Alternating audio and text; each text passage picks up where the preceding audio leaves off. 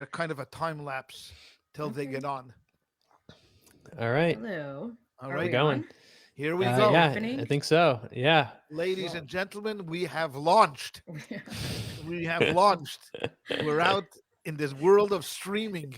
oh Some gosh. people did you see Elon Musk's the rocket booster that Yeah, SpaceX caught? Some people thought that obviously. was impressive.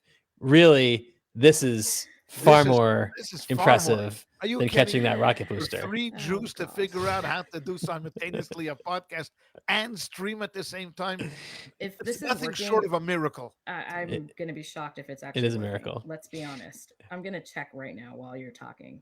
All Um, right. All right. I'll be so good. let So me before we just start, yeah, go oh, ahead. I was gonna say I want you to see my shirt. Oh, let's see. This is my King Douglas Murray on a shirt. Being on a throne. throne. Oh my gosh. That's Douglas Murray sitting on the chair that Sinwar was killed on. Is that Yeah, what? That's incredible. That's that's what? Douglas That's Murray. what is It's it? Douglas Murray. It's Douglas Murray sitting in the chair where Sinwar was killed. Really? Yeah. That is So That's amazing. I made a T-shirt out of it. That is Jay. that's a It, fan. it, it, it could sell. I That know. is a It fan. could sell. I just want to bump into Douglas Murray while I'm wearing it. That's all I. Oh God. That's all I really care about That's in life at this point. hilarious. Okay, I have no idea if we're actually recording this on Facebook, but whatever. We told everyone we're going live. Hopefully it it will work at it's some point. it You look. I mean, do you have Does anybody it on look there, like it? Jay? Do you see anybody uh, watching? Because you should be able to tell. it There's doesn't one or say two on. or three Dun, dun, people Let dun. me who pops up. It's okay. let me Well, pop out the Facebook thing here and yeah, see what it's see. saying. We might have to edit this part for the podcast, which is fine. Let's see. Uh, it Because I says don't see live. I'm on his Facebook. I don't see it. Okay. But it's It weird because it does says say live recording on ours. yeah. Um Uh, hmm. Well, let's just start and I'm not sure. yeah. All right. It's so weird. Um I shouldn't just spoke so soon. yeah, we were so confident. We were I so know. confident. I That is the know. I problem know. actually. Oh, Um hold on a second. Hold on a second. Here we go. Hold on a second. Um, here. All right. So public. Right? oh, Okay. All right. Now I think Rabbi, you were right. I think it oh defaulted yes. There we go. to private, Oh, but I think okay. now Okay, now I see it. It's you good. see it now. All right. All Yes. right. Hi everyone. We are All right. live on It Facebook. worked. It worked. Oh, it worked. We'll have Amazing. to edit the beginning since that's a bit of an No, awkward no. I think opening. people we got to keep it real for the people. That's true. That's true. I'm You know, Okay. so they we're can't on think that now. we're Yes, we're yeah. on. We You're can't sure? we don't want to give the illusion that we're perfect in every way. That's Just true. even though all of our podcasts would give Are people that perfect. impression. Yeah, Yeah, totally. Yeah. but you Totally. know, I want to just introduce people to what we're doing here because I think some people are going to be new to this. But this is our weekly podcast called Education. And many of you know me. I'm Chailea. I'm here with my father and our good friend Jay, who is in Rhode Island. And we have a weekly podcast where we talk about different concepts and ideas in Judaism and Jewish peoplehood and the Torah and Parsha. And we just go through all different kinds of topics. But today we're doing something a little different because my father and I just got back from a trip literally just 2 days ago. We went on long, a long planned trip. We've been talking about this trip for I don't know how long, 4 years at least, but kind of a lifetime. And we just came back from Poland and Israel. And so we wanted an opportunity to kind of unpack the trip, talk about it a little bit. There were a lot of questions that people had. And so we thought, why not share it with our friends? My father has a nice audience on Facebook, and hopefully people are tuning in. And we'll if you have other questions that we didn't answer, feel free to send us messages and emails. So that's what we're doing here tonight.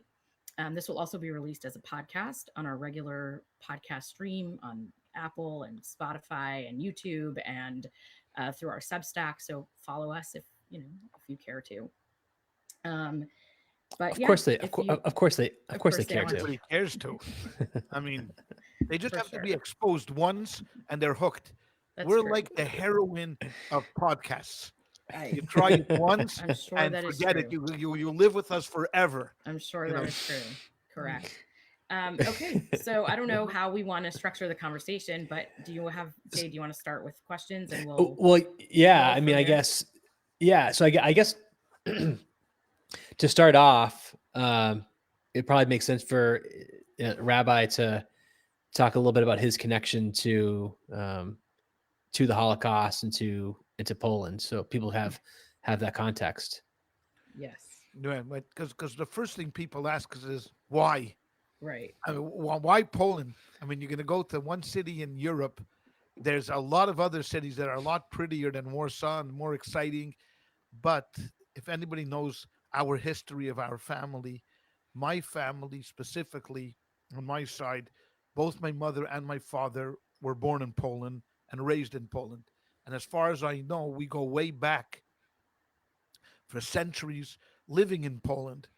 So that would have been kind of enough to arouse a certain sense of curiosity to where we come from and what my parents' life was like before they moved to Canada. They got to Canada, but of course, added to that, they were both Holocaust survivors, both my father and my mother. My father did not go through the same circumstance that my mother did. He ended up in Russia during the war, but he lost everyone, all his family. He was left with his sisters, his brother, his parents, a family that he had before the war. He was all alone. My mother, on the other hand, survived, and her sister and a brother survived, but her experience was much different than my father's. She was in the Lodz ghetto from 1939, when the Germans set up the ghetto, till its liquidation in 1944. And in 44, she was transported from the Lodz ghetto to Auschwitz. And then from Auschwitz, after Auschwitz was closed down, they sent her to Bergen-Belsen in Germany, where she was liberated in April 15th, 1945. So the Holocaust has always been a profound impact, has always had a profound impact on my life and subsequently on my children's lives.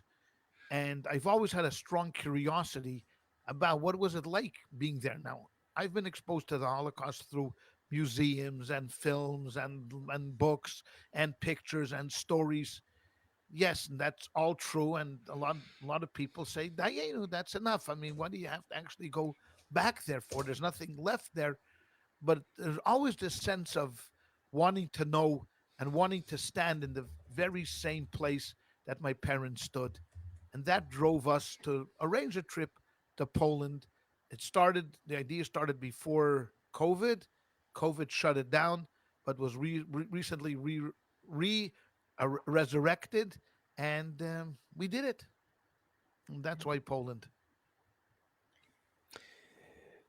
So so I guess let's talk about the trip and Yeah. do you want to go in chronological order, or is Well, there Yeah, a I just mean, better? wanted to add one other. There's one other aspect of the trip that we ended up in Israel.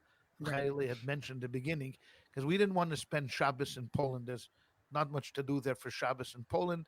But then we have one of my children lives in Israel. He joined us in Poland, and we decided to go back to Israel, where our trip would take us, a substantial boost in I would say, I don't know, fun, enjoyment. I don't know, whatever Israel is, it is, and it's far removed from Poland. So we ended up on a high where Poland was very heavy, very, very heavy. Maybe I'll just start, and then Chayleya, you kick in and Sure. just add. So we flew to Warsaw on Saturday night. We left Los Angeles and arrived in Krakow Mhm. late Sunday evening. It's an 11-hour flight from LA to Warsaw. So it got us there early evening. We collected our luggage, went through security, and boarded another plane for another maybe 45 minutes to Krakow. And in Krakow, we landed at about 7:30 in the evening. We collected our luggage, And if I remember correctly, we took taxis. How did we get to our hotel? I Yeah, don't even remember. I think we we took took a taxi. we took a taxi, and we ended up in our hotel, which was a very nice hotel, the Yeah. Helena Rubinstein Hotel. It was called. It was a Helena Rubinstein. For those who don't know, was like, I guess, a makeup person. I mean, she had owned a company. This was her home. They eventually turned this into a pretty neat hotel. And there's one kosher restaurant in Krakow where two of my sons that came earlier from New York went there and bought out the restaurant, basically. I mean, there was falafel and pizza and this and that and a whole bunch of stuff. So by the time we got there in the hotel, we were starving. We didn't have food all day. So I mean, okay, we only didn't have food for 2 hours, but we didn't have food. We didn't have food like it felt like all day. So we sat down to very cold Hilarious. pizza and and cold falafel plates, but we didn't care because we were in Krakow. Now the weather in Krakow was typical Polish winter, freezing. Yeah. It was freezing. I mean, we had our winter coats on, but we didn't expect, coming from California, we didn't expect it to be this cold, but it was this cold, and that started our trip.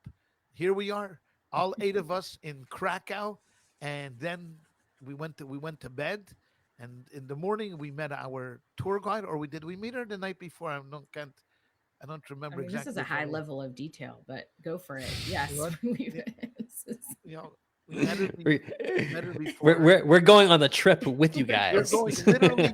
You're gonna go through every. I'm going through every meal. Like Yeah, what was for breakfast? No, I'm just we'll kidding. get to breakfast. We'll get to breakfast, and Oh, then we're not there yet. we're Sorry. not there Okay. yet because and then this Monday morning, bright and early, we were at like 7:30. We had breakfast and we're ready to start our trip. So, Hannah, you could pick it up Yeah. from there. So did you go? So was Auschwitz the first day? Yes. Yes, it was. Wow, Literally the first thing we We did in that Poland is was a that's a hell of a way it was to a we start a hell of a trip. way figured to we start. figured Yeah. let's get the hardest part over first. Yeah. It's like Yeah. ripping off a band-aid. Why do Right. it slowly but surely? Just give it one good rip. Let's go to Auschwitz and then spend the rest of the time, I mean, thinking, hey, how does this compare to Auschwitz? Because that's really that's the Yeah. elephant in the room, really. Yeah, So sure. It so yeah, was I'll go it was ahead. surreal. I mean, even just driving in the morning, that first morning, I think we were all kind of lost in thought in a way because we were so shocked to find ourselves in Poland. And it was so, even just the first time we saw the sign, for where on the way to Auschwitz, and then they gave us tickets. You have to buy a ticket to get into Auschwitz, you have to pay. I mean, just that holding that ticket with my name on it, like it says Auschwitz Birkenau with Chaile You Safran. would think you get a group of tsitsi yarmulke wearing people with the big beards, Yeah. and that would be enough to get a comp. I would. Nope. No, no. No. I mean, I was No. gonna say, look, last time our family was here, they didn't pay to get in here. I mean, so why should we have to pay? It felt Like, really weird to pay. I mean, it was Honestly, it to did feel pay. weird. I Yeah. mean, this is sacred blood here. Yeah. But Yeah. you know what? No pay, no play. That's So right. we paid We and we paid. got our tickets Yeah, and and just we entered. And it was walking around that first few minutes around Auschwitz was, I have to say, was really breathtaking. I mean, it was just you recognize a lot of it, from movies or from pictures that you've seen, and it's the real thing, sitting there in front of you, and you're really confronted with the reality of what happened in this place. I mean, I feel like I've been very exposed to the Holocaust. I taught Holocaust history for many years in high school, but when you stand there no, and you there's not- see the places, and you're standing on the ground, it's just different. I'll never think of it the same way that I did before. um the and iconic sign. yeah, That sign, Arbeit macht frei, which right. you see over and over and over again in Auschwitz. And I always thought that these were the trains that when the Jews came, that was the sign that they saw Yeah, coming into Auschwitz, Arbeit macht frei. Turns out it wasn't. right, We learned right. something new that day. But just standing by that sign and Yeah, and that means work makes you free, yeah, right? yeah, work yeah, works makes you free I because do want to say one interesting thing about Auschwitz that I had no idea, and I think this will surprise people. So we had a tour guide that we brought from Israel to take us around Poland for the week. She was required to have alongside of her a Polish tour guide with us the whole time that we were at Auschwitz, because the Poles have a certain narrative of what happened there and the story of the Holocaust in general, but more specifically at the camps. And they like to control the messaging of what people are hearing when you get to Auschwitz. So if you pull up to Auschwitz, you can't just walk around on your own. You have to register with them. You have to go on an official tour with them. And yeah, if you bring your own tour guide, that's fine, but you will have somebody following you around the whole. And he did. It was a Polish guy. He followed us around the whole day. And a couple of times he inserted himself into this story, and he defended the Poles, like at one point when we were like, uh how are they living right there, like, and he was like, no, no, no, they, he kind of oh, defended they moved back after the they war. moved back, it's They their didn't know. homes, They didn't know. whatever. Yeah, Now, like he was. it's a bit confusing. So we had two Polish guides with us in Auschwitz. Yeah, One was our tour guide that came with us. He was like sort of our what was he, logistics. So yeah, he took care of everything in Poland. That was one which you have to have, right, and he then was with us the whole week. and Yeah, then second, on top of that, you had another Polish guide specifically for Auschwitz. And our tour guide told us that once she made some disparaging remarks, not be willingly, but she talked about Polish collaboration, yeah, and they fined her. yeah, The authorities took her They in and they they fined her. find your guide. Yes, yeah, they fined her because she made disparaging remarks about Poland, which was illegal in Poland. Poland mm, Poland views themselves as victims as much as the Jews. right, That's it. right, We were victims of the Nazis. We didn't have anything to do with this. If there was anything that was done, it was only because we were forced to do it, and we knew nothing about this. I mean, our Auschwitz guide, not our logistics guide, told me, because I said, "Look, the houses are here." Told me that the Germans came in and they cleared 40 kilometers around Auschwitz, so no one could live there. But I don't believe that's true. right, I don't believe that's true, because I believe that Poles lived closer to Auschwitz than within 40 kilometers. Now, if you tell me they did maybe 1 or 2 kilometers, I could understand, but they didn't clear out 40 kilometers northwest, east, and south, so no one knew what was going on right, in Auschwitz. right, They knew quite well what was going on in Auschwitz, and either exactly, they didn't care what was going on, or they said to themselves, "There's nothing we could do about it. yeah, Or what are we going to do about it?" But like Haile said, the Poles want to control the narrative that yeah, we were also victims, and we had nothing to do with this. This was totally a German Nazi compound, built by the Nazis, run by the Nazis, perpetrated by the Nazis, and we were victims as well as you were. And, and both those things can be true, right? I mean, well, they Well, well, I mean, they can both have been Nazi collaborators, and I mean, the Polish were right, definitely victims of the Nazis. I mean, oh no, for right, no, for no that's sure, true, question. I mean, that's true, yeah, you it's know. true. I that's mean, they true, But were, but to but yes. to find people because they dare to tell both sides of the story is yeah, you're not it's doing yourself any interesting, favors yeah, it is No, by doing interesting. that. no, it's It's You know, one of the things that I felt very strongly. I mean, we could talk about it more over the, and we're not going to go minute by minute. Everyone, calm down. Goldie already commented on our live that we don't need to go minute by minute, Todd. So we okay. can, we You can know, speed it up. But um, I took a picture of the. We took a picture of all eight of us under the Arbeit macht frei, and we tagged it as Revenge Tour 2024. And it really felt like that walking through Auschwitz, because there was this moment where, and my, if you know my family, we like to laugh, we are irreverent, we are cynical, very um, optimistic. very optimistic. Yeah, As our we guide we kept like saying, you're a very optimistic our. family. It's true, but we love to have a good laugh, and we don't take many things seriously. But you're standing in Auschwitz. My grandmother spent time there as a prisoner. My great grandparents were murdered there. I mean, many of our family members were murdered there. And And you, grandparents.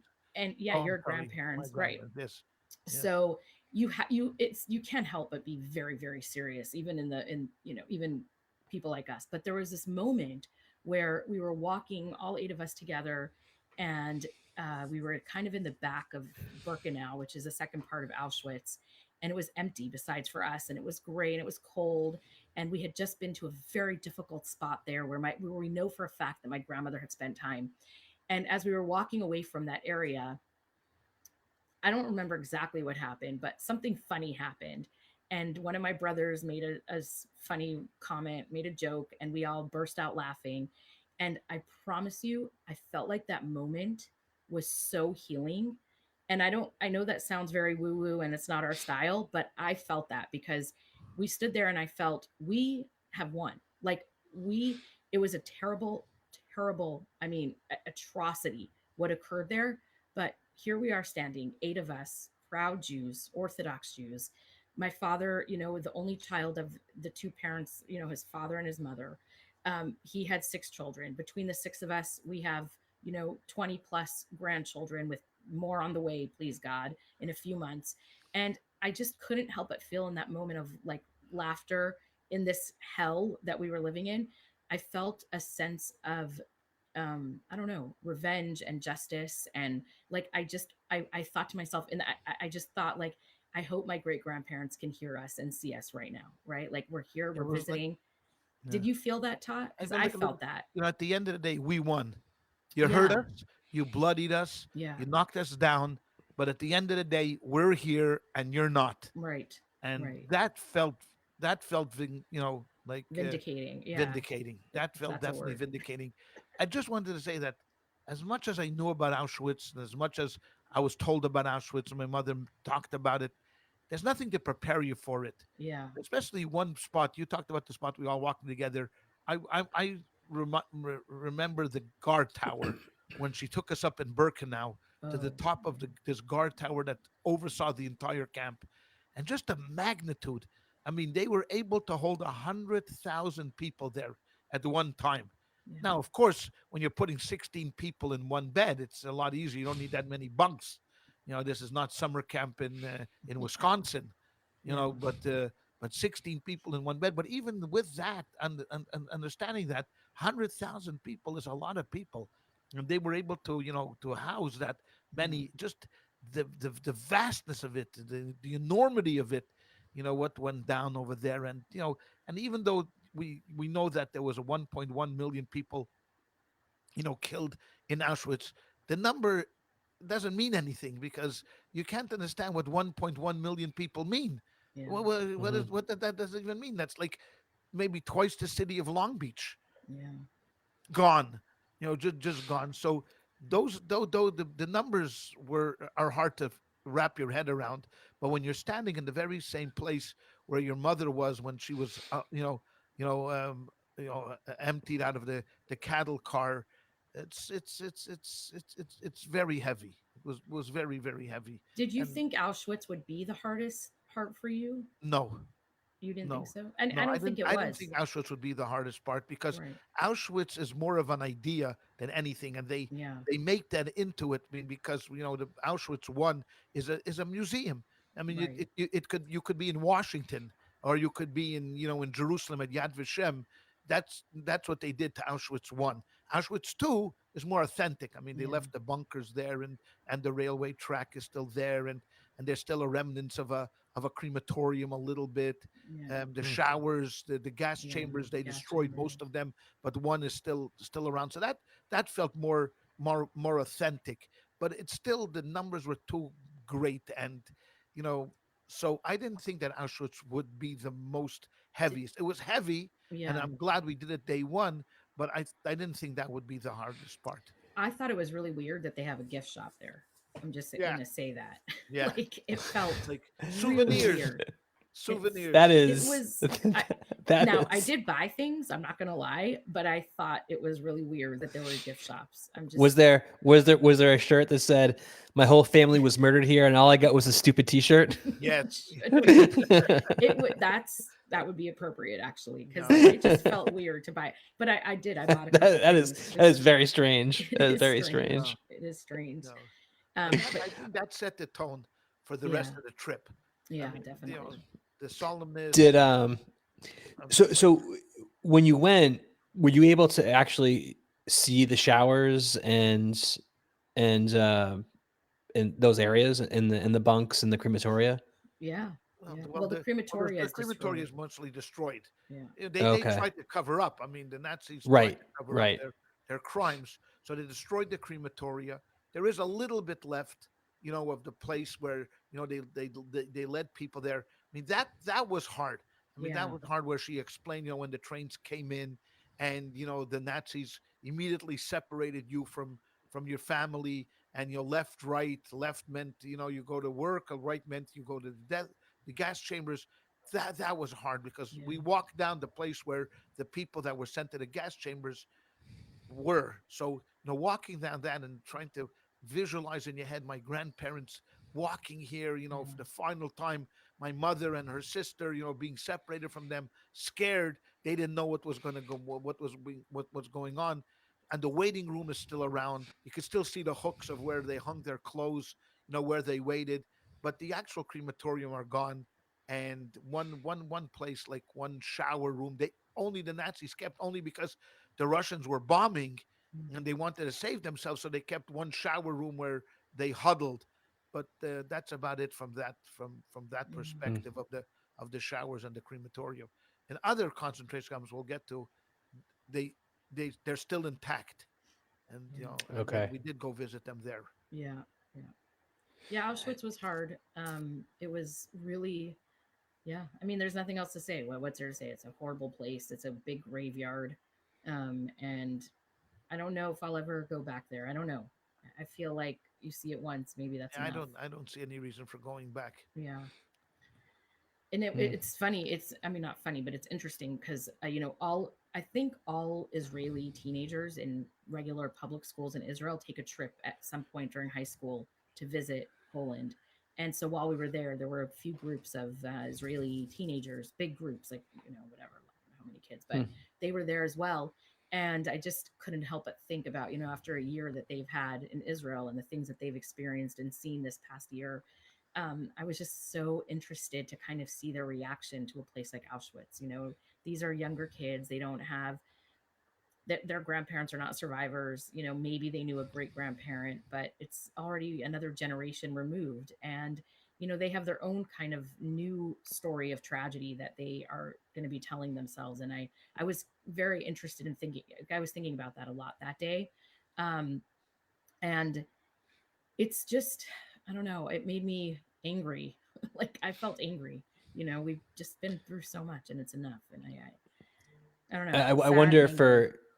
I wonder if for the Israeli kids that are there, they can look at what a time when Jews couldn't defend themselves. Right. Totally. Yeah. Hopefully And that's the that's story there. that's You the Yeah. know, idea of bringing them there, to Yeah. show, hey, yeah, you know what? Look, this is what happens when there's no Israel. Yeah. When we right. are like someone had once described it to me. We were like a stray dog Yeah. with no owner, and Yeah. anybody that wanted to abuse us abused us. We had nowhere, no home, nowhere Hmm. to go, and no one would take us in.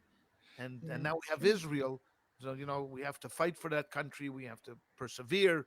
Look how important it is, because if we don't have it, this is the end result Yeah. of Hmm. what happens to us. Hmm. And No, definitely very true. it's Okay. Yeah. Well, let's yeah. move on to the next We'll day. move on This is from where I'm getting Auschwitz. on. Now we're very hungry. Oh my Okay, God. after Auschwitz, we're very, very hungry. So they provided lunch for us. Was No, there stop. was there no ice cream at Auschwitz?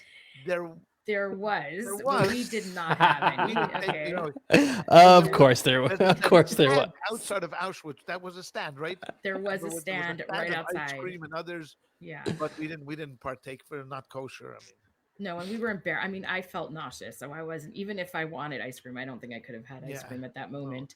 But we had a beautiful dinner at a museum in Krakow, and it was a very lovely end to the day. And then after my Was it all parents went day? to sleep, Was Auschwitz all day? yeah, that was all day.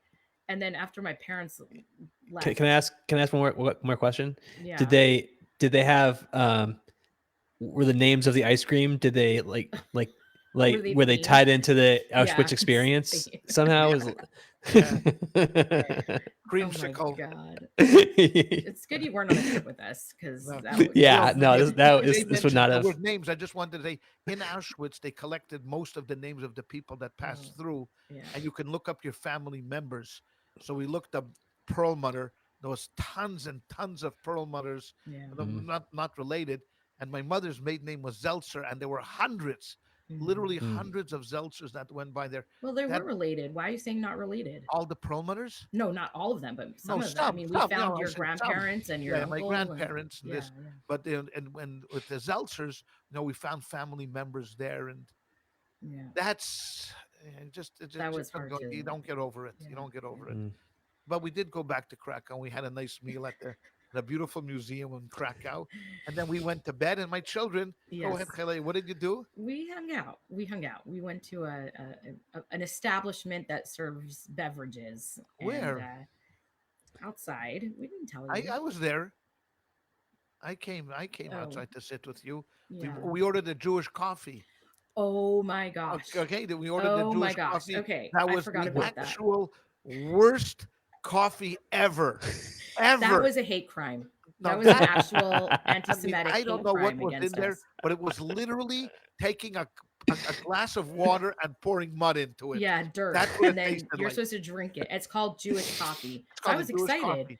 I was so excited. I'm like, oh, Jewish coffee. That sounds amazing because Jews are amazing. Coffee's great. Like, what could go wrong? It was the most disgusting thing I've ever Yeah. tasted. Did you did you get a non-Jewish coffee so you could compare and To see contrast? I mean, we I Oh mean, my god, it was I mean, horrible. could you imagine if just like the normal coffee is the best cup of It's coffee you've ever had in your delicious. life, and the I wouldn't Jewish be oh coffee is surprised. just trash? I would not be that was the surprised. worst. I mean, It it was was. I mean, disgusting. uh, But I will say that so the next day we woke up. I'm just going to speed it up a little bit because otherwise we'll be here for 2 weeks talking about this. The next day we toured Krakow all morning, which was super interesting and I found extremely creepy. And I'll let my father say a little bit more about that, but I'll just give you like sort of an outline of what happened. Across from our hotel, we were staying in like the old Jewish quarter of Krakow. So if anybody who's watching and listening has been there, you know exactly the area we're talking about. Um, and so there's a shul there that's about how many years old? Is it 500 years old? oh, The Ramah. at So there was least a famous Ashkenazi rabbi, Reb Moshe Isserlich, and he more, had it. like 700 Oh, years old. 700 years? Right? Yeah, I'm pretty Wow. sure. The 1500s. Oh, wow. I didn't It's- even know that. Okay. Yeah. So Who's his the Ramon? shul, who is he? He was a No, no. I was my son labeled Kim Nass. some of us weren't as up to date with who everyone was as my father was, so he assumed that we knew everything, what everyone's name was, but some of us needed a little more information. Thank god for Wikipedia. But we went to visit his shul, which was gorgeous. Don't trust Wikipedia. I know it's true. But for this kind of stuff I think it's okay, just not an Yeah, intro. yeah, But we went to his shul, and right behind his shul is a cemetery where he's buried, along with it's a hundreds of years old cemetery. So you just see all kinds of great headstones, graves. One of the most meaningful moments for me of the trip was this one moment in that cemetery where my father told us a story that we grew up hearing our whole lives. We all knew the story, but the people that it happened to are buried in that cemetery right next to each other. And so my Mm. father told us this old Hasidic story. We don't need to tell it now because maybe we'll tell it another time, but it's about this miser that doesn't matter. But he gets buried in the cemetery next to this famous rabbi. And my father tells us a story in front of those two graves. And that was such an emotional Mm. moment for me because it just reminded me that there was so much Jewish history here, so much of who we are as Hasidim, as Ashkenazi Jews. I mean, our whole sort of identity comes from this place that we're standing in, and it was a very overwhelming feeling for me. I don't know. Did that touch you at all? Oh, very much. The cemetery is one thing, Yeah, and great people are buried there. I mean, great rabbis, Taisvus Yontif, yeah, commentary on the Mishnah, the Bach, commentary on the Talmud, and everything. I mean, just great people are just incredibly holy people are buried there, and well, we knew that, and it was nice to see the cemetery, and it was nice to see the shul. that Moise Isilis, he was maybe one of the greatest, codifiers of Jewish law that we have in our history. But what got me more than anything was the Jewish quarters that she kept referring to. That we're in the Jewish quarters of where the Jews lived, and the Jews were came to Krakow, in the 1400s and Yeah. 13 1400s. The king invited them in, was very good to them. He let them set up shop, and they lived there and they prospered there. And now, imagine, Jay, if you came to New York and you went to Borough Park, where it was like full of Jewish establishments, butcher shops and restaurants and shows, and you're there and you're looking around and everything seems very normal. I mean, it's a Jewish neighborhood, but there's no Jews. None. Zero. Yeah. No Jews in Krakow. I mean, when I say no Jews in Krakow, I mean there's no substantial community. There may be 100 Jews living in Krakow at the Yeah. time, Mhm. but everything in that neighborhood stayed Yeah. Jewish. I mean, you go Shoals. there and you Yeah. look like bus or kosher meat. There's no kosher meat. They're not selling It kosher just meat. says it. It's so It just weird. says it. Yeah. Really? Books in Hebrew, Yeah. bookstore. But of course, there's no bookstore. I mean, it's not a Jewish bookstore anymore. But it says it, and Yeah. you're standing there and you're saying, "I'm standing in a Jewish quarter. I'm looking around. I say, oh look, oh fantastic. There's 3 restaurants in this area. No, there's no restaurants in this area. They just left it there as Yeah. is. It's like it's an Alice in Wonderland moment Yeah. because you're standing in the Jewish quarter with no Jews, Yeah. with no Jews. With the most So did beautiful shoals. You Ah, the just can see, beautiful, you can see what a incredible rich shows. Jewish life there No, was, and Kra- yet there's no yeah. one there. Krakow was pretty much spared during the war. The Allies didn't bomb Krakow, so Yeah. the buildings are still pretty much intact. And you Yeah. go into a coffee house, like we Oh. got coffee in this one coffee house. It was a show, and you Yeah. still see all of the writings, the pictures on the walls of the show. Yeah. And you're sitting there and you think, what the, I what's know. going so on up here? does the government have laws about knocking down that architecture, or No, I think they did this intentionally because they want people like the Perlmutters and the Jays of the world to come and visit. I think Yeah. this is a money maker to them. Yeah. They this is like, Hmm. oh, first of all, look, we always loved the Jews. Look, we didn't do anything to the Jews. We kept the ghetto. Yeah, we nothing against the Jews. And number two, I think this is a money maker for them that Yeah. Mhm. people come and they visit and they tour, and it's not only for Jews, but you see, we saw next to our hotel there was a restaurant that had cholent on the menu. Yeah. I mean, cholent. I Yeah. mean, Gefilte fish. Jews Yeah. don't even like cholent. I know.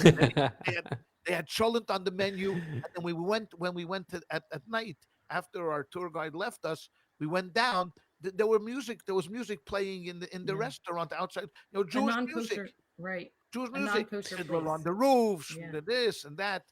So to them, this is like the best of all worlds. Jewish culture with no Jews. Yeah. Ah, That's what it felt like. how can you beat that? How can you beat that? So we're I think they did that intentionally. So that was strange in Krakow Yeah. because in other cities that we visited wasn't the same. They Yeah. pretty much erased all remnants of Jewish history. But here in Krakow, they preserved it. Yeah. were there while you were in Krakow? Did you see any other identifiable Jews? I have visitors. A We saw couple. those Yeah. two guys in the Oh morning yeah. A couple of that were them. looking. A couple Yeah. of visitors that come, but not no Not a big. No. not Not a. not I people thought that we live would there. see way more Jews, but we didn't. Not anywhere. We were. It was very weird. Like And did the people respond to you in any the way? Polish. I The always Polish felt Yeah, they yeah, looked like at like the natives. Yeah. the natives. I always felt they looked at us with curiosity. Like, Yeah. you're here? I thought Yeah. we got rid of you. I mean, what happened? I mean, not. I wouldn't say with disdain. I mean, no one said anything to us with disdain, but they looked at us with like curiosity. That what there are still people like this. I Yeah. mean, we read about them in the history books that they once lived here, and now they're here. So that's what I felt all the way through our trip. Yeah. Getting those stares from people.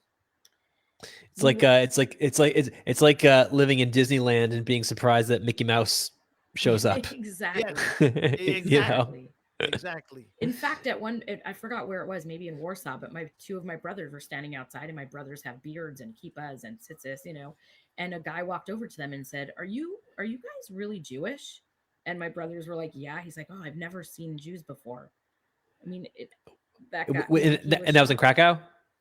I don't remember. I think that might have happened in Warsaw, or Lublin, maybe in Lublin. I don't remember Hmm. where we were, but they came inside the hotel. They were like, "That was awkward." Yeah. We were Well, like, yeah, "Yeah, we're really Jewish, and we still wow. exist." Yeah, it's It interesting. reminded me of in Auschwitz when I was walking down the stairs and Oh lady yeah, was walking up the stairs. I think this was a Polish lady, and she says to me, "I apologize for everything for you."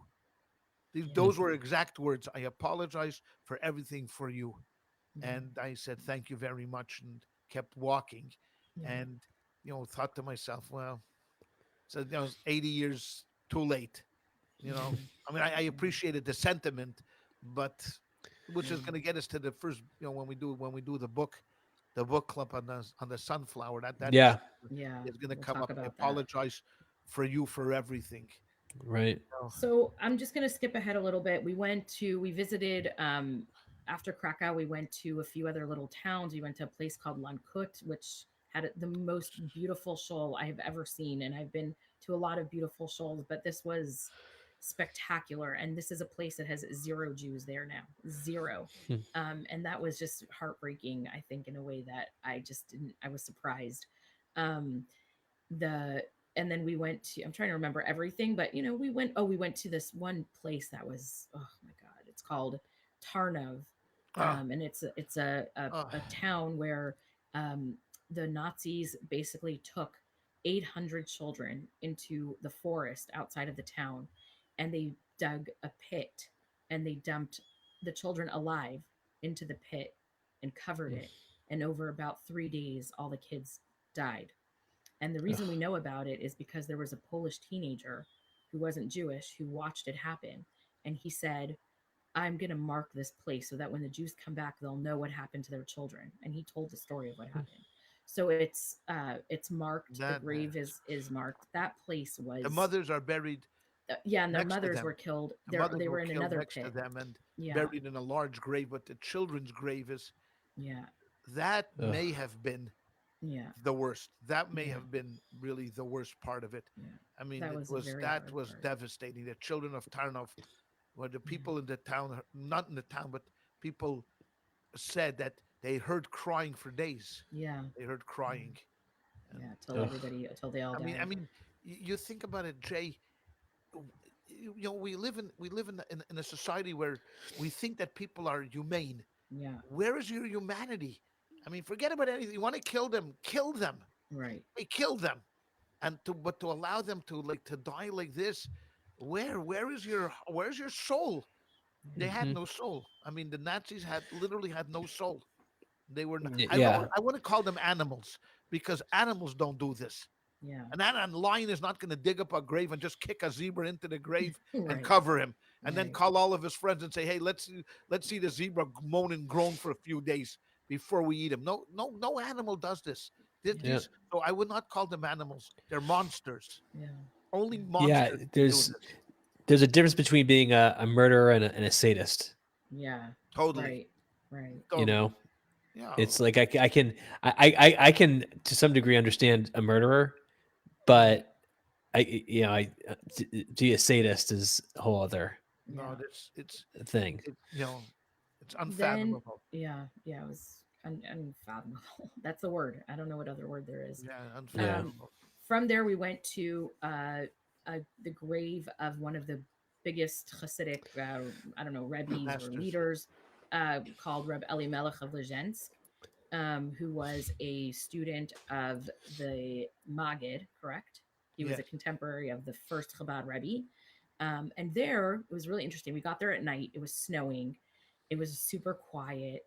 And you come into this, you're in the middle of nowhere, Poland.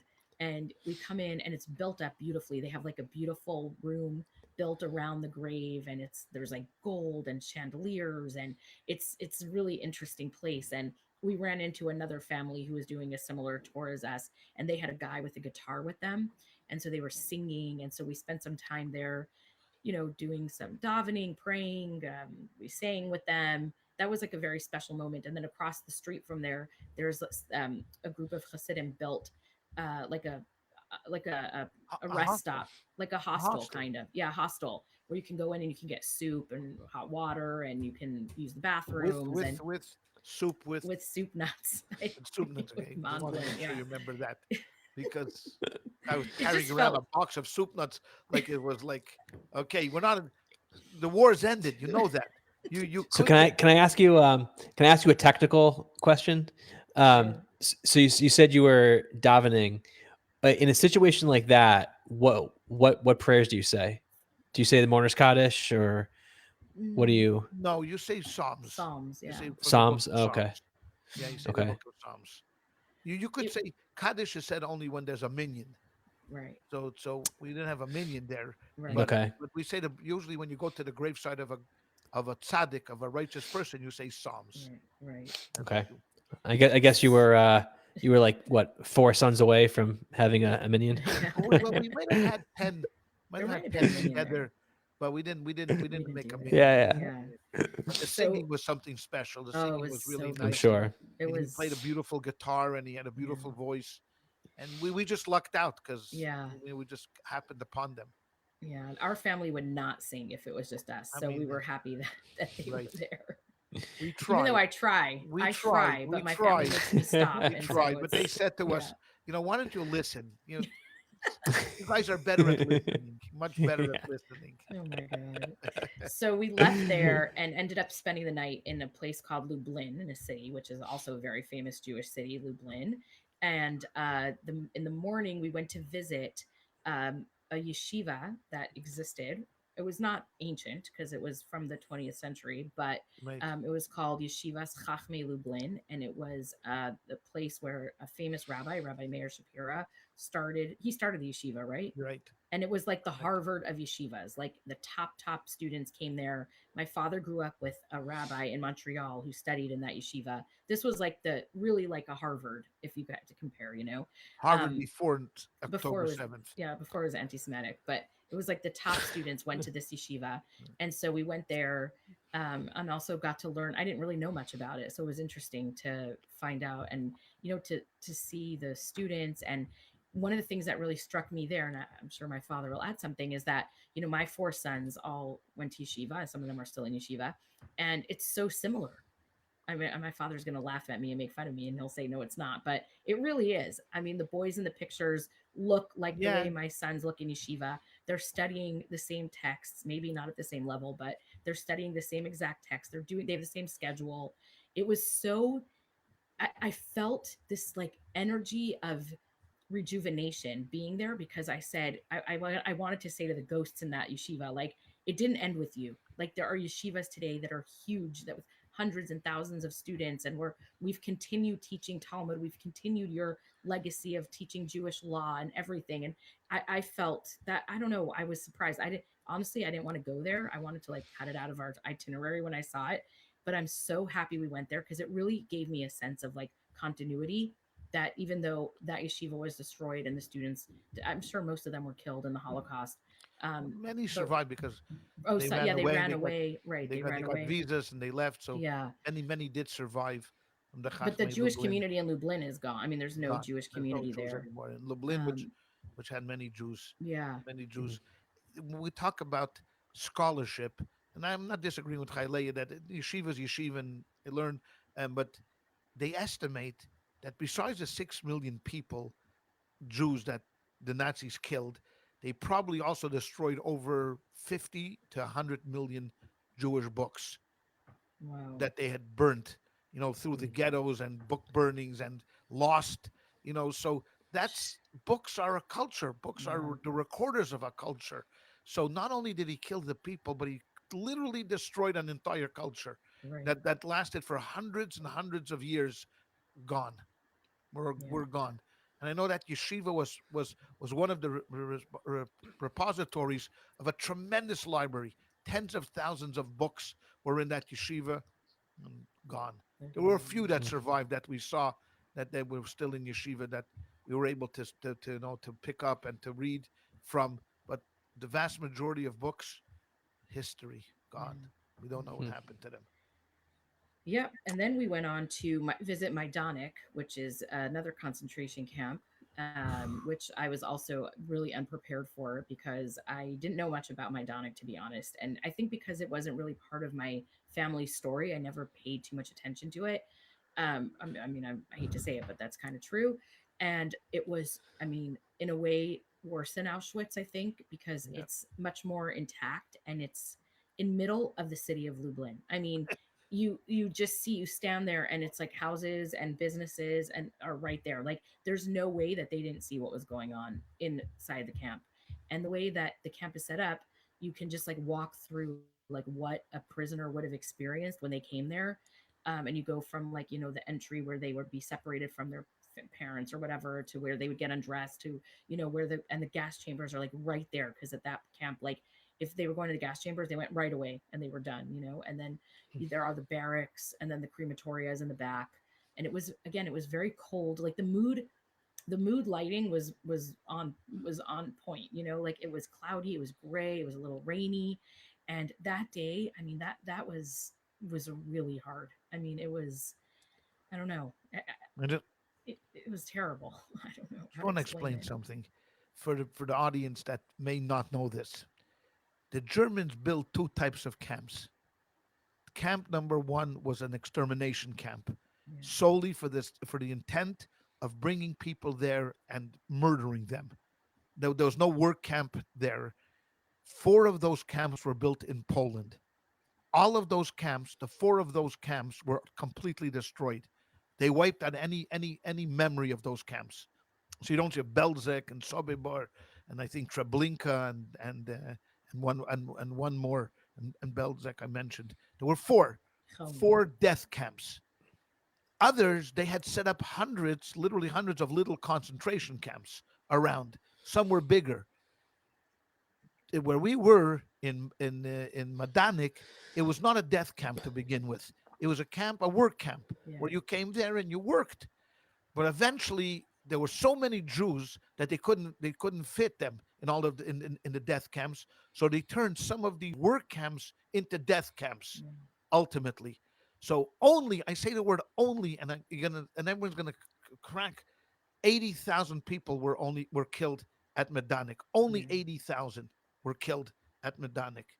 But it stayed intact.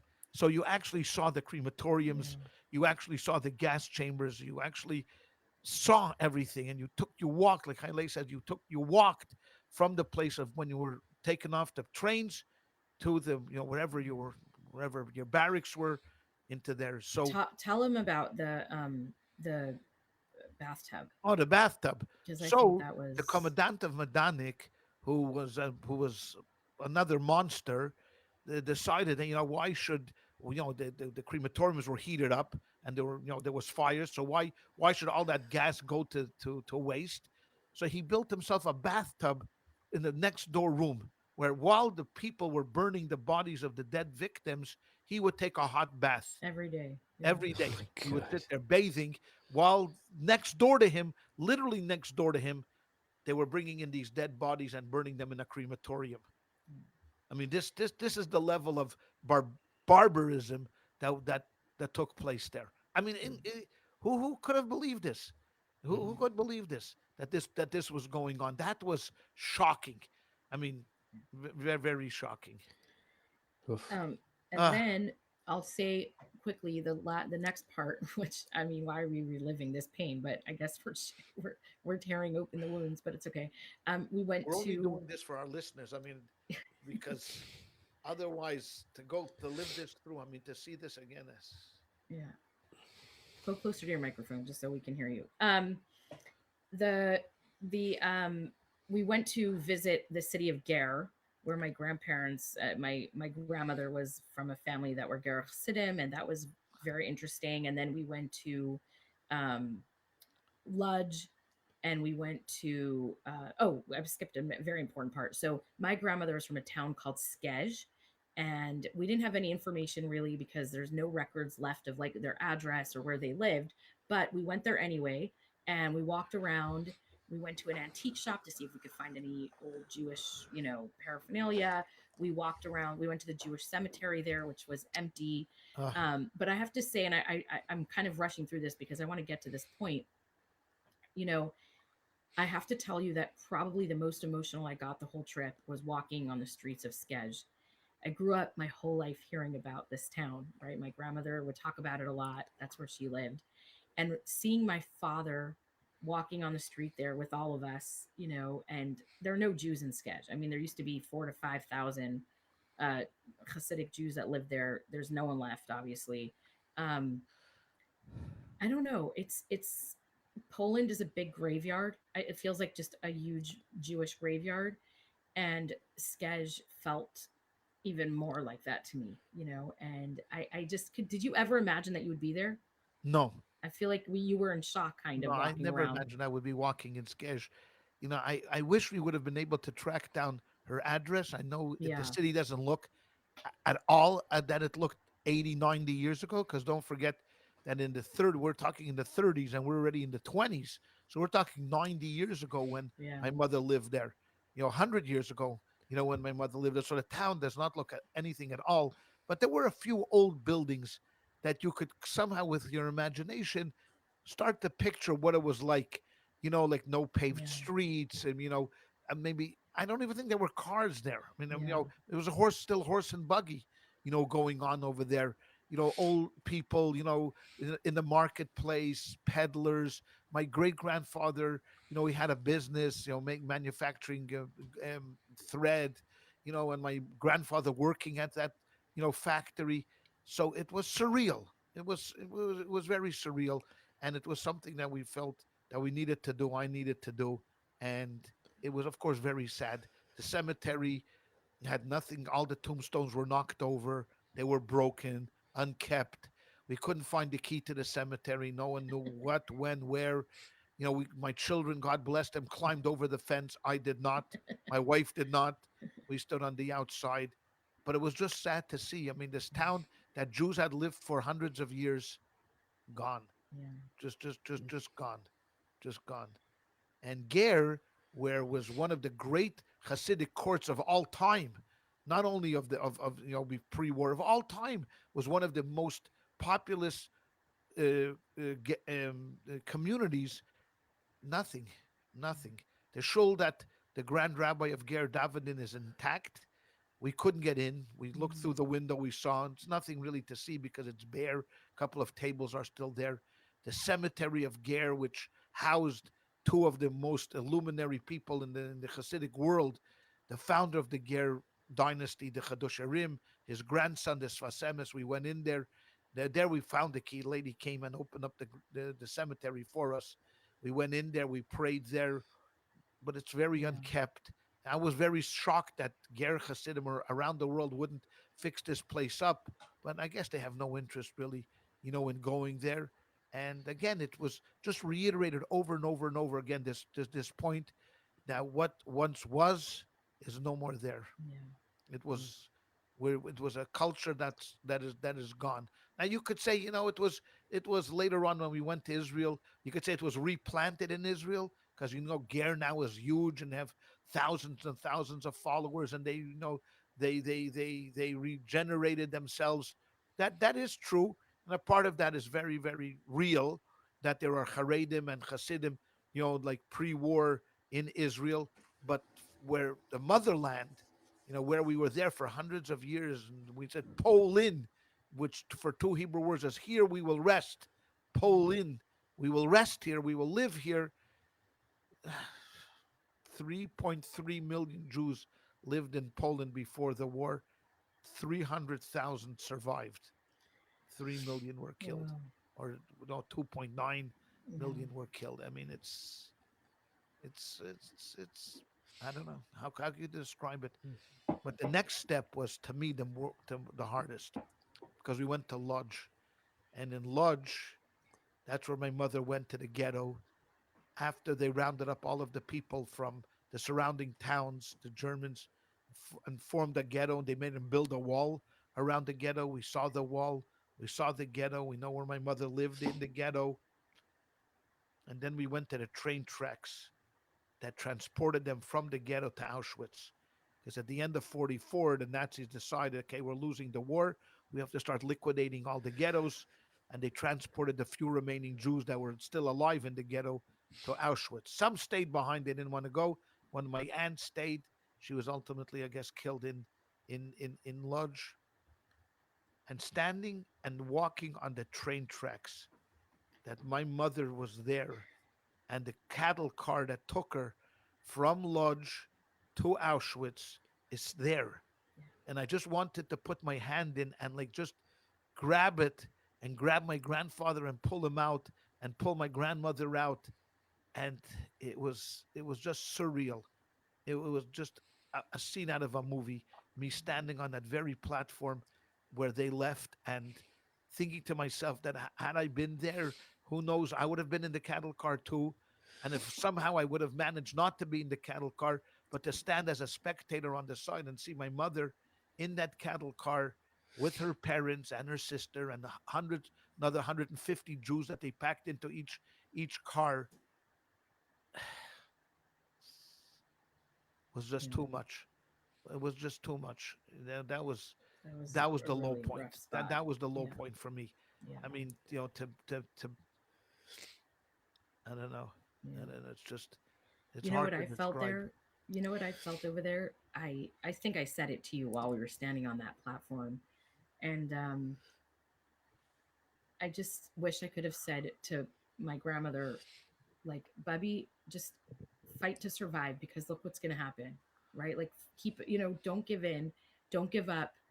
I know you feel like, I don't know. This is what I was like feeling when I was standing there. Like, I know you feel that maybe it's not worth it. Maybe it's too hard, but just keep fighting because look at us. We're here. You have a big family. You have so many people after you, and you have multiple generations now that exist, and there's going to be more, please God. And like, I just wish I could say that to her at that moment, standing on that platform, because it just felt like I felt it even now in 2024, standing there. I felt just completely just dejected, the end, like you want to give up. And I don't know, maybe she heard us, maybe she somehow heard that and was able to survive because of it, because I don't know I hope so. I don't know how she did it. I don't know how she pulled herself through I all of one that. thing became clear: why people after the war did not want to deal with this. There were many Yeah. survivors that just Yeah. pushed it out of their minds on many different levels. Some rejected Judaism completely and just gave up their Judaism, came to America, changed their names, changed everything, didn't tell their children that they were Jewish, wanted nothing to do with Judaism. I could understand it. I can understand why. I can understand why people became seriously religious, just poured themselves into religion, didn't want to deal with this, because when you start thinking about it, it just does not lead you to a good place. Yeah. It leads you Yeah. only to a dark place of why, why, how could other people do this to people? And where was God? And why to us? Why? Yeah. Yeah, why to us? And where was he? I Yeah. mean, if he claims that he cares for us and loves us and worries about us, and where we were loyal, and the Jews, they were no threat to Hitler. Right. I mean, if you look at the pictures of the people coming into Auschwitz, were poor and skinny, and the laborers and women and children. These were not fighters. These were not revolutionaries. They didn't fight the Nazis. Yeah, who were we bothering? Yeah, They we weren't weren't bothering bothering anyone. anybody. I Yeah. mean, so the question is, where was he? And Yeah. unfortunately, there was in one of the bunkers in Auschwitz. It was written there by an inmate. This is where God died. Yeah. This is where he died. and I couldn't and even I think I, about I that the can't whole blame if trip. someone came out I of that know. experience with that feeling. I couldn't. I remember when I was a kid, and my uncle, who didn't reject Judaism. He was very very Jewish, and still belonged to an Orthodox shul even afterwards, but had a very difficult time. He kept the store open on Shabbos, and I remember trying to fight with him. On a philosophical, how could you not believe in God, and how could you not do this, and how could you not? And he looked at me like, with pity eyes, and said, he said, one day you'll understand. And as I grew up and I matured, and here I was, a kid, trying to convince a Holocaust survivor no to believe in God. And later on, I realized, it's not a intellectual exercise. It's Right. not rational. I mean, these people were relating on a very, like, emotional, real existential level, and there was no arguing with them. It was this the experience could drive God from your heart, and Yeah. I understand why many people didn't want to deal with this being there. I want to talk about Warsaw with Jay because Jay has actually spent time in Warsaw and probably more than us. Uh, But I do oh, want to say one thing just on that before we move on to Warsaw. Um, I had a really hard time thinking about God the whole time I was in Poland, and every time I did think about God, I got angry and I just pushed it out of my head and I said I don't want to think about this right now and I don't want to I can't deal with this issue while I'm here because I felt like it would lead me down a path that was just not a good healthy path for myself. And I think it's something just to be open and honest and vulnerable. Like I think that it's something I'm going to have to spend a lot of time thinking about moving on from here because I do have a lot of questions. I do have a lot of anger, I think. Um, and I know I'm not the first person, I'm not the smartest person, I'm not the last person, but this is something that I'm going to have to deal with because I'm very angry. I'm very angry at God. And being there, I couldn't get away from that. So we don't need to discuss that today. Maybe we'll save that for our sunflower episode and we can delve into more of the theological issues around the Holocaust. But I just did want to share that that was really hard for me. Every time God came into my head, I was like pushing it out.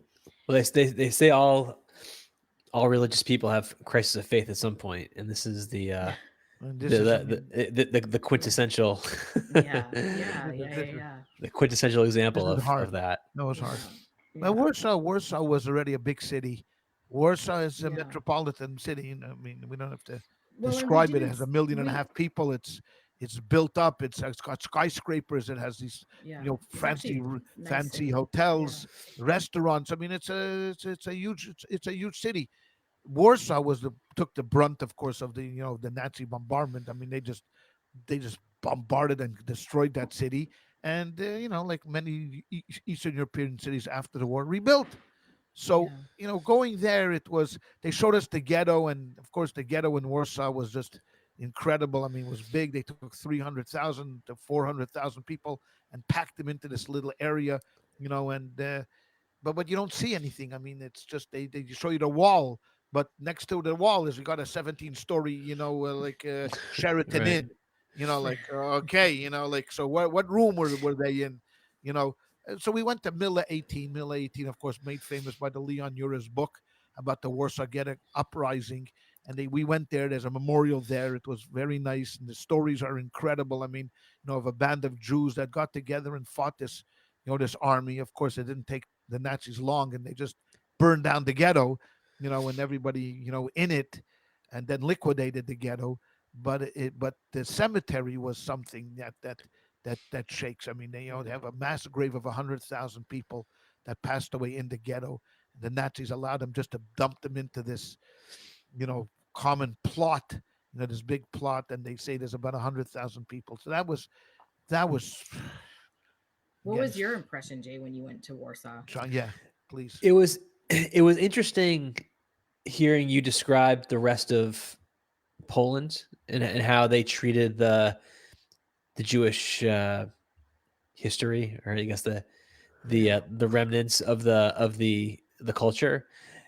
Because I thought in Warsaw they kind of treated almost exactly the opposite.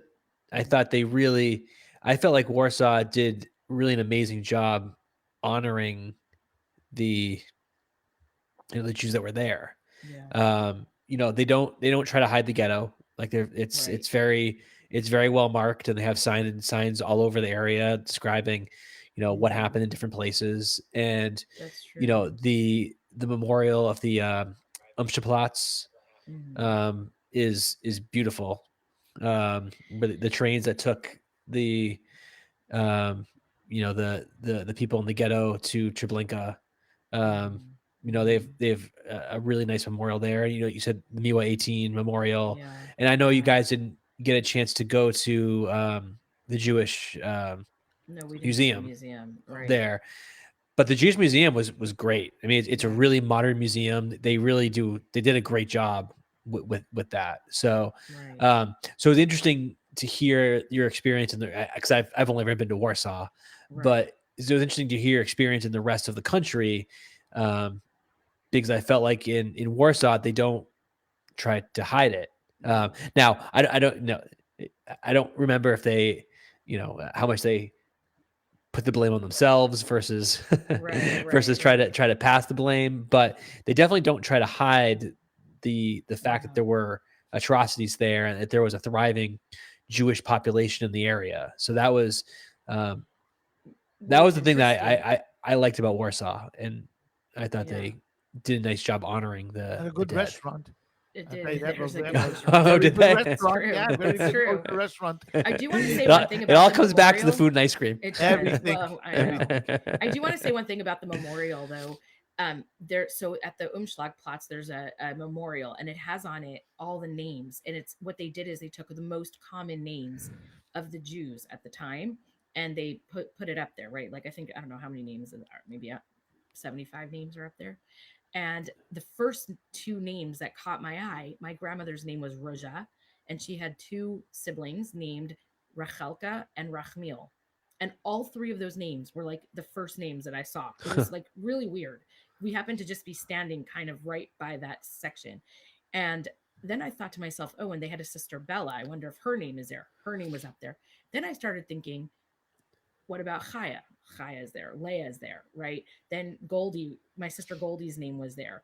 Then I started thinking about my kids. All four of my kids' names were on that wall.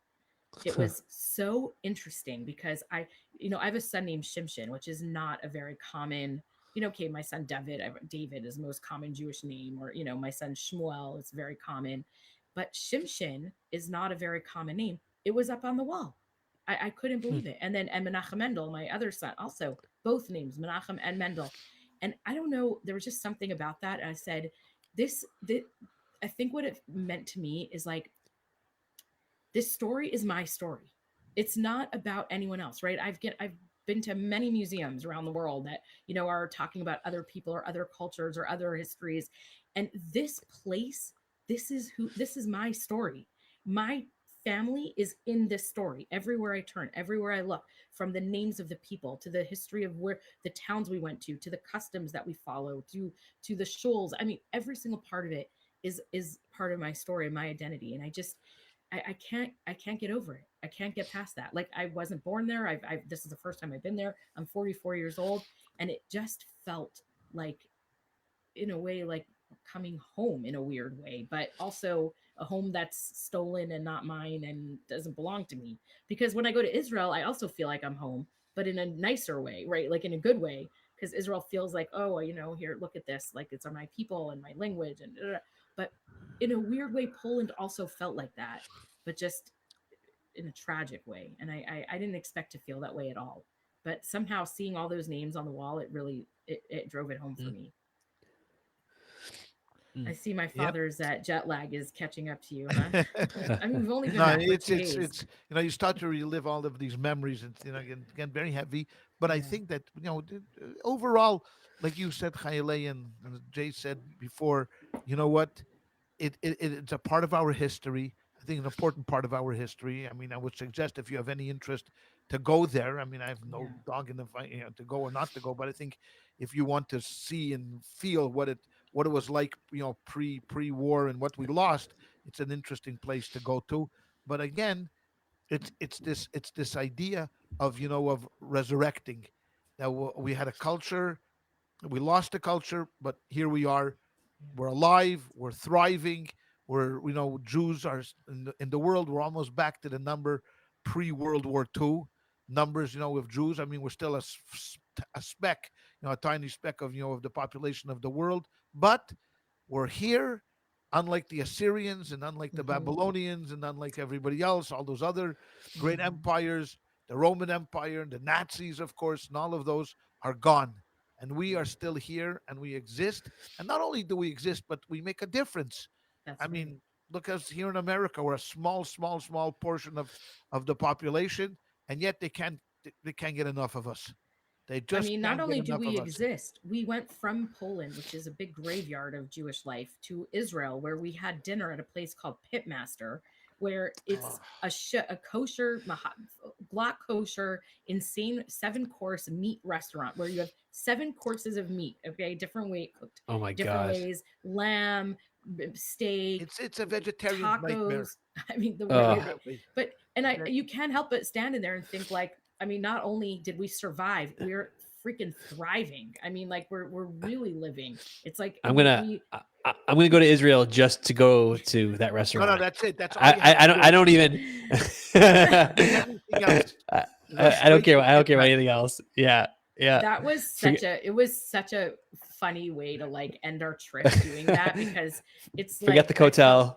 yeah, the coach Forget I forget know. forget I the scene know. with the patriarchs. I'm just going to Ah, Pitmaster. I'm telling you, Pitmaster. Oh my god, it was crazy, but yeah, I Yeah, mean, listen, that's really the lesson. I mean, that's our revenge. that is Our it's our revenge. revenge, and it's. I'm proud to be a Jew. That's all I'll say. I'm really Absolutely. really proud to be a Jew after this trip more than ever. So so you guys are you glad you did it? I'm very glad. I mean, aside from It was a trip of a lifetime. it It was was really a trip of a lifetime to be yeah. able to finally do something that you wanted to do for a very long time, to do it together with your family. I going myself and even going with my wife would not have been the same experience. Yeah. It was being there with my children and us together and experiencing all of these things together so we can talk about it, in the future. It was a trip of a lifetime. It was worth every penny. It It's was. awesome. It That's was. great. And just And to end off, by the yeah. way, talking about worth every penny, I want to make sure that everybody puts in their expense account, because I'm putting in for what I spent and I want my money back. Oh, really? I Okay, want everybody fine. to, I want everybody to feel the pain equally. I'll end off with one funny but sad story. We I'm not going to tell the whole story at length very quickly, but my father and me and my sister and my brother, who all live in Long Beach, flew home from Israel together. And when we got to the airport and we went through security and we went through the whole thing Well, why are you at telling? at I'm gonna. security Wait. Why are you? at I'm gonna have this security trauma again. Well, there she was started, so now there she got to was finish this now. there was this moment where my father, who was in front of us, went through like the person who checks your like your Passport. passport to let you go to the security line. He got through, but then they stopped me and my two siblings, right, my sister and brother, and they told us that we had to go to a whole separate section of the airport, and the three of us ended up having to leave. And my father didn't understand what was going on because he was a little ahead, and he turns around and he sees us going away, and it was late and the flight was going to leave soon. And it was this weird, almost like I saw the trauma. I'm sorry, I'm going to call you out on it, but like I saw the trauma on my father's face of like the selection and being separated from his children. And my sister said, she's like, don't they know at Ben Gurion that they should be sensitive and not separate parents from their children? I'm like, we're 40 years old. I'm 44. You're 43. What do you mean?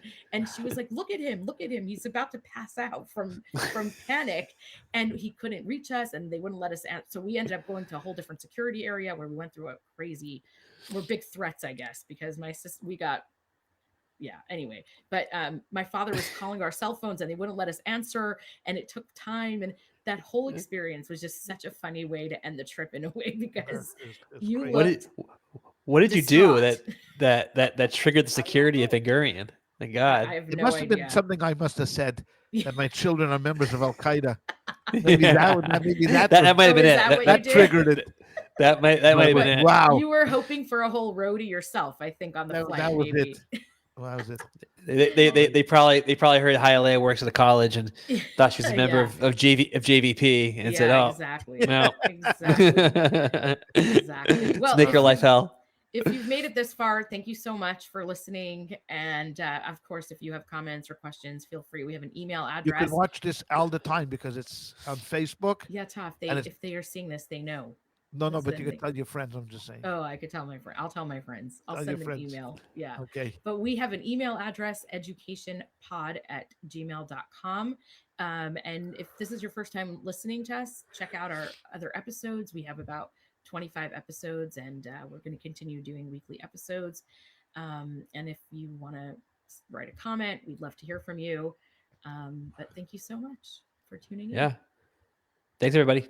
Till next time. Good night.